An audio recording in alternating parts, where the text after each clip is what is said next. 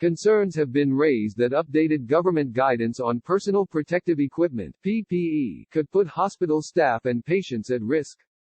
Healthcare workers have been advised to reuse gowns or wear different kit if stocks in England run low. Unions representing doctors and nurses have expressed concerns about the updated Public Health England guidance. It comes as the UK recorded another 888 coronavirus deaths, taking the total number of hospital deaths to 15,464. There have been warnings some hospitals could run out of the gowns used in intensive care units this weekend. The government said it is working to provide the PPE stocks hospitals need. Healthcare staff treating patients with COVID-19 have previously been advised to wear long-sleeved disposable fluid-repellent gowns. But Public Health England changed its guidance on Friday, outlining 3 options if the gowns are not available, as some compromise is needed to optimize the supply of PPE in times of extreme shortages.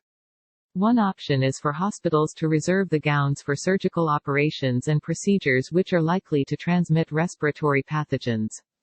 Another is for staff to reuse washable surgical gowns or coveralls or similar suitable clothing, for example, long-sleeved laboratory coat, long-sleeved patient gown or industrial coverall, with a disposable plastic apron for AGPs, aerosol-generating procedures, and high-risk settings with forearm washing once gown or coverall is removed.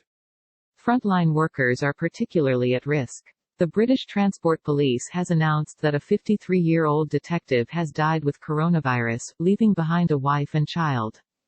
Greater Manchester Police announced that Marcia Price, 61, who worked in the Forces Intelligence Bureau, died after contracting COVID-19.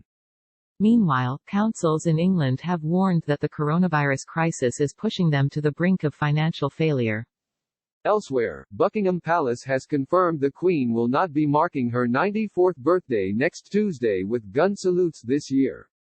There have been warnings that trusts across England will run out of PPE over the weekend. Chris Hopson, chairman of NHS Providers, which represents healthcare trusts across England, said in a tweet, "We have now reached the point where the national stock of fully fluid-repellent gowns and long-sleeved laboratory coats will be exhausted in the next 24 to 48 hours." He said that national leaders have left no stone unturned, but the gowns are made in China and those that were ordered weeks ago are currently only arriving in fits and starts.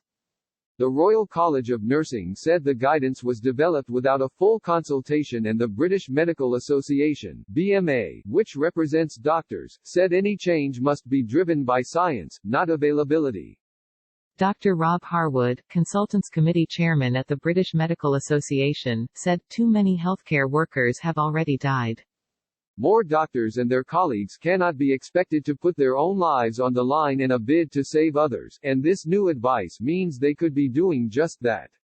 It's not a decision they should have to make."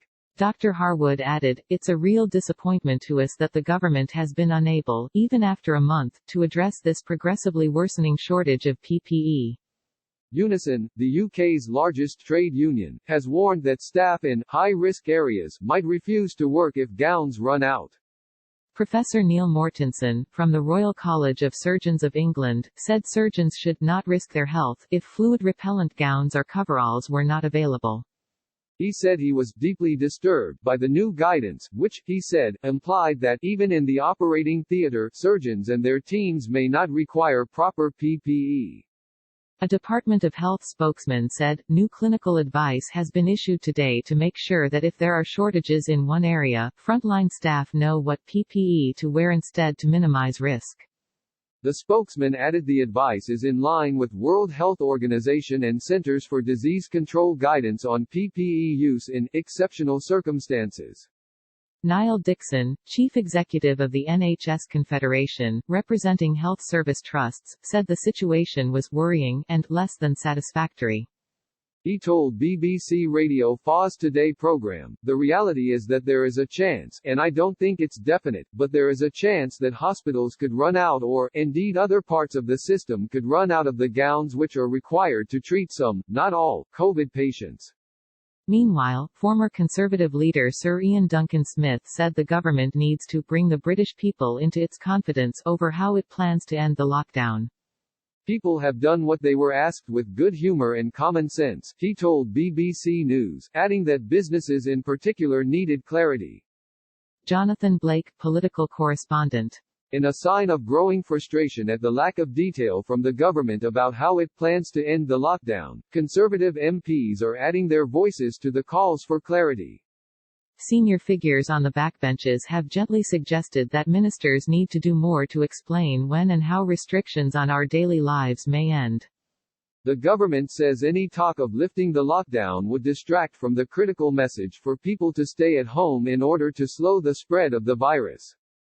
But Tory MPs are joining Labour and others who say people are capable of doing that while being kept informed about the eventual return to something like normality. Downing Street has acknowledged that there is a debate taking place across government departments about how an exit strategy might work, when the time comes. But while ministers insist they are guided by scientific and medical evidence, the political decision to move towards lifting the lockdown may have to wait until the Prime Minister has recovered and is able to return to work. In other developments, have you been affected by the issues raised in this story? Share your experiences by emailing haveyoursay@bbc.co.uk. Please include a contact number if you are willing to speak to a BBC journalist. You can also contact us in the following ways. Or use the form below.